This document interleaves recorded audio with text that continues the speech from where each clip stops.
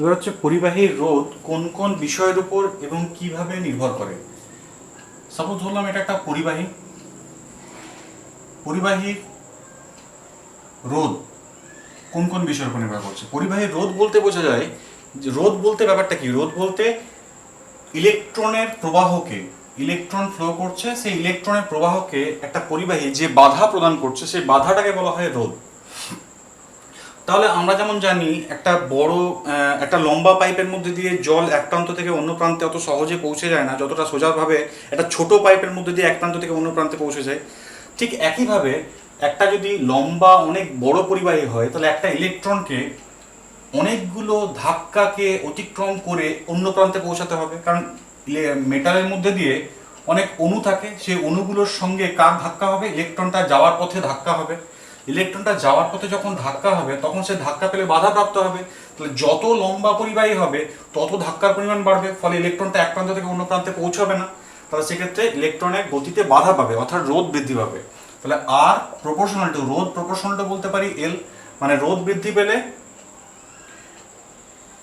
Length বৃদ্ধি পেলে বা দৈর্ঘ্য বৃদ্ধি পেলে রোধ বৃদ্ধি পাবে, কারণ ইলেকট্রনগুলো গতিপথে বাধা পাবে। Proportional to 1/a। কেন 1/a? আচ্ছা, একটা সরু জলের পাইপ দিয়ে জল ভালোভাবে বা বেশি পরিমাণে ফ্লো করতে পারে, না একটা মোটা জলের পাইপ দিয়ে বেশি পরিমাণে জল ফ্লো করতে পারে? নিশ্চয়ই একটা মোটা পাইপের মধ্যে দিয়ে সহজে জল ফ্লো করে যেতে পারে, বেশি পরিমাণে বেশি অ্যামাউন্টে জল ফ্লো করতে পারে। তাহলে ইলেকট্রন, নাম্বার অফ ইলেকট্রনস বা ইলেকট্রন বেশি পরিমাণে প্রবাহিত হতে পারে।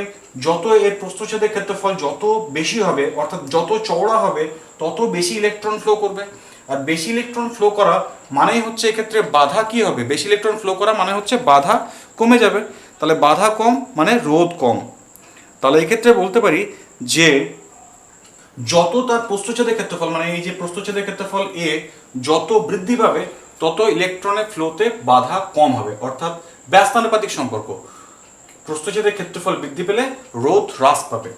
তারা সেক্ষেত্রে দুটোকে কম্বাইন করলে, ভেদের সূত্র অনুযায়ী কম্বাইন করলে R proportional to L/A, then R is equal to একটা ধ্রুবক যেটাকে আমরা রো বলছি, রো ইন্টু L/A।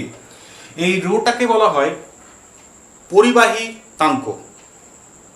এই রোটা, এটা হচ্ছে রোটা হচ্ছে রোধাঙ্ক।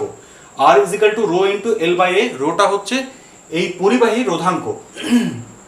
পরিবাহী রোধাঙ্ক ডেফিনেশন যদি বলতে হয় তাহলে ডেফিনেশন অনুযায়ী বলতে গেলে এই পরিবাহীর রোধাঙ্কটাই অ্যাকচুয়ালি বলতে গেলে পরিবাহীর উপাদানের উপর নির্ভর করে। আমরা যে বলি পরিবাহীর রোধ তিনটি বিষয়ের উপর নির্ভর করে, একটা হচ্ছে পরিবাহীর রোধের উপরে, পরিবাহীর প্রস্থচ্ছেদের ক্ষেত্রফলের উপরে, আর উপাদানের উপরে। উপাদানের উপর বলতে গেলে এই রোধাঙ্কটাই হচ্ছে সেই উপাদান, কারণ রূপোর একরকম রোধাঙ্ক হবে, তামার একরকম রোধাঙ্ক হবে, লোহার একরকম রোধাঙ্ক হবে। এই রোধাঙ্কটা ডিপেন্ড করছে ওই মেটেরিয়ালসটার প্রপার্টি অনুযায়ী।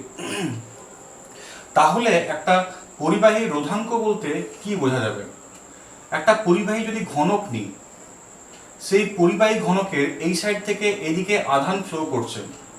পরিবাহীর এটা একটা পৃষ্ঠতল আর এই সাইডে আরেকটা পৃষ্ঠতল, এবং এইটা যদি দৈর্ঘ্য হয় একক দৈর্ঘ্যের হয়, 1 সেন্টিমিটার যদি দৈর্ঘ্য হয় বা 1 মিটার যদি দৈর্ঘ্য হয়, প্রত্যেকটা এই ঘনকটার প্রত্যেকটা বাহুর দৈর্ঘ্য হচ্ছে 1 সেন্টিমিটার করে, মানে দৈর্ঘ্য, প্রস্থ এবং উচ্চতা তিনটেই হচ্ছে 1 সেন্টিমিটার।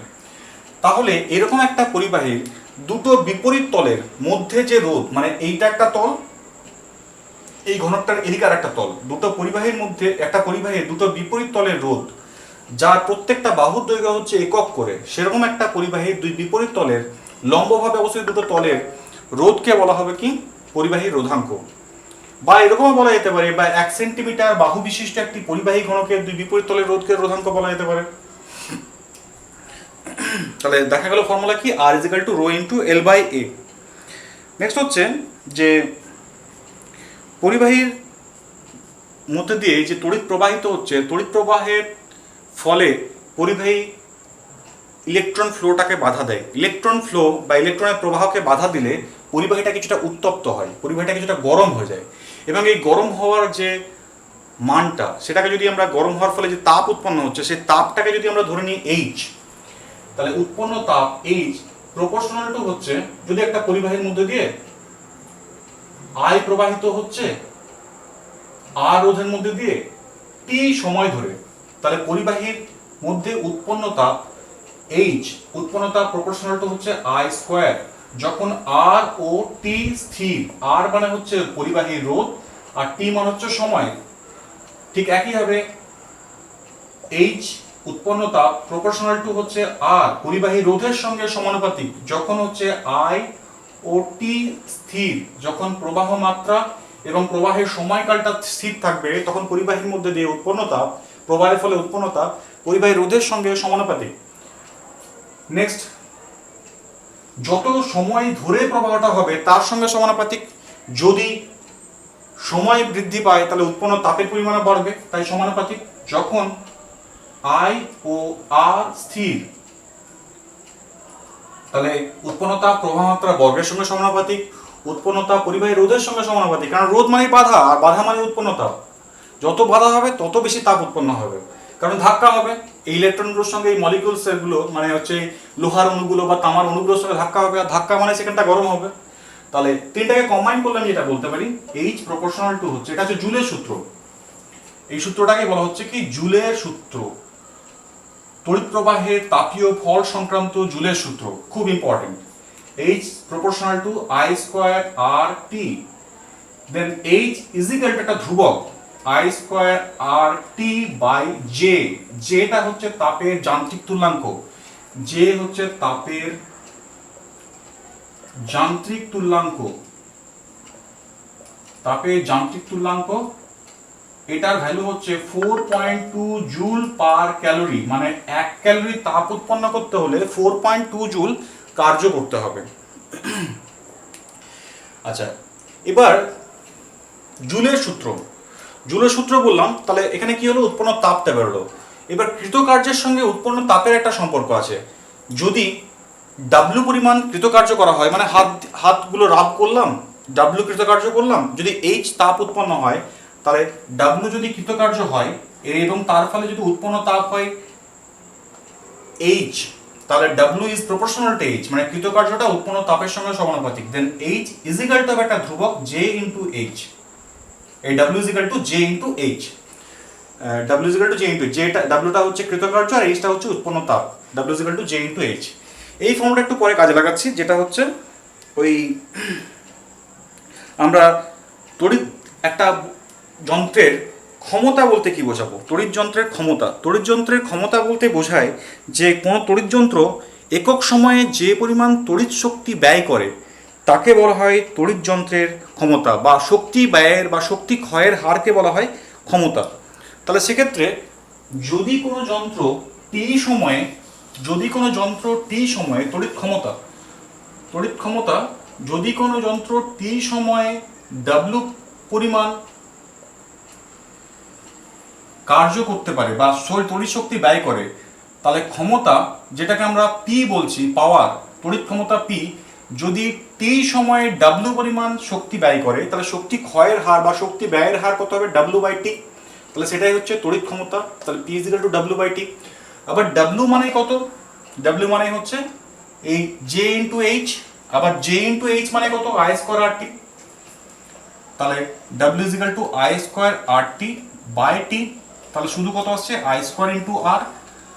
তাহলে এটা একটা ফর্মুলা হলো, পি এর একটা ফর্মুলা। আবার V is equal to I R একটা ফর্মুলা ছিল, তাহলে আই আরটা একটা রাখছি আর একটা আই রাখছি, আই আর একটা রাখলাম আর একটা আই, আই আর মানে হচ্ছে ভি, তাহলে ভি ইন্টু আই একটা ফর্মুলা হতে পারে, তাহলে P is equal to V into I, এটাও একটা ফর্মুলা। আবার আমরা এরকম ভাবে বলতে পারি I is equal to V by R, যেহেতু V is equal to I R formula ছিল ওহমের সূত্র, এই সূত্র থেকে এগুলোকে সব রিপ্লেস করছি। তাহলে সেক্ষেত্রে বলতে পারি P is equal to V square by R, তাহলে এটাও সূত্র।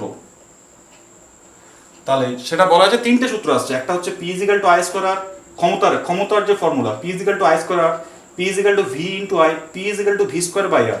এই তিনটে ফর্মুলা দিয়ে কিন্তু অঙ্ক থাকতে পারে, অঙ্ক থাকতে পারে। একটা যেমন অঙ্ক আমি বলছি যে